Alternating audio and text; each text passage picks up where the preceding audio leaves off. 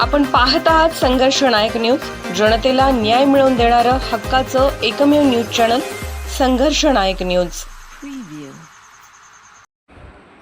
मतदार यादी पुनर्निरीक्षण मोहिमेत कार्यकर्त्यांनी झोकून काम करावे। आमदार सुहास बाबर। जयसिंगपूर येथे शिवसेना पदाधिकारी व कार्यकर्त्यांची आढावा बैठक।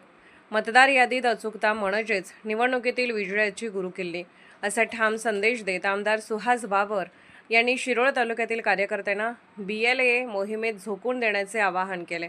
आगामी ग्रामपंचायत निवडणुकांच्या पार्श्वभूमीवर आयोजित मेळाव्यात ते बोलत होते।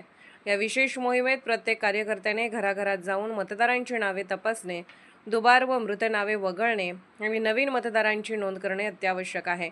BLAचे ऑनलाईन प्रशिक्षणही तात्काळ सुरू होणार असून जिथे मतदार यादी मजबूत तिथेच सत्ता मजबूत असा विश्वास बाबर यांनी व्यक्त केला।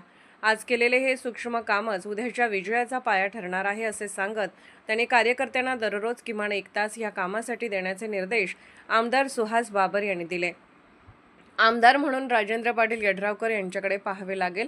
आमदार व खासदारांच्या नेतृत्वाखाली शिरोळ तालुक्यात मोठे राजकीय यश मिळाले असून विविध सत्ता केंद्रांवर नियंत्रण मिळवणे हे संघटित कामाचे फलित असल्याचे त्यांनी नमूद केले।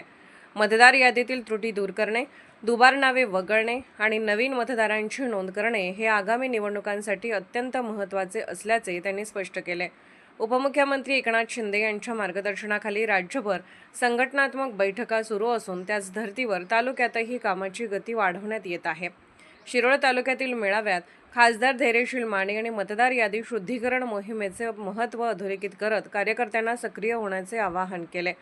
प्रत्येक नागरिकाला एकाच ठिकाणी मतदानाचा अधिकार असावा आणि महिलांपासून ते वयोवृद्धांपर्यंत सर्वांचा समावेश व्हावा यासाठी BLAची भूमिका अत्यंत महत्त्वाची असल्याचे त्यांनी सांगितले। आमदार राजेंद्र पाटील यड्रावकर यांनी मेळाव्यात कार्यकर्त्यांना मतदार यादी पुनर्निरीक्षण मोहिमेत पूर्ण ताकदीने काम करण्याचे आवाहन केले।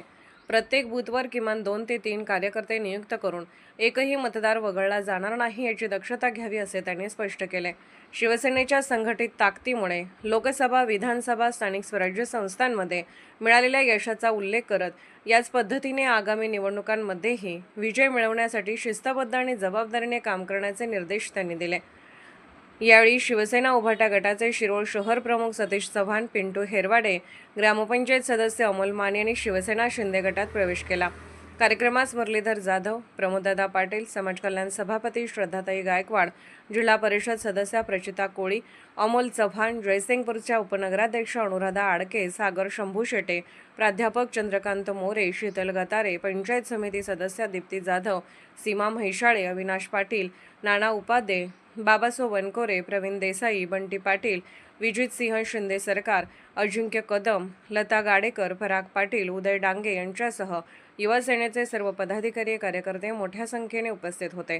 सूत्रसंचालन बबन यादव यांनी केले। आभार शिवसेना तालुका प्रमुख उदय झुटाळ यांनी मानले। संघर्ष नायक न्यूज चॅनलला लाईक करा, शेअर करा आणि सबस्क्राईब करा।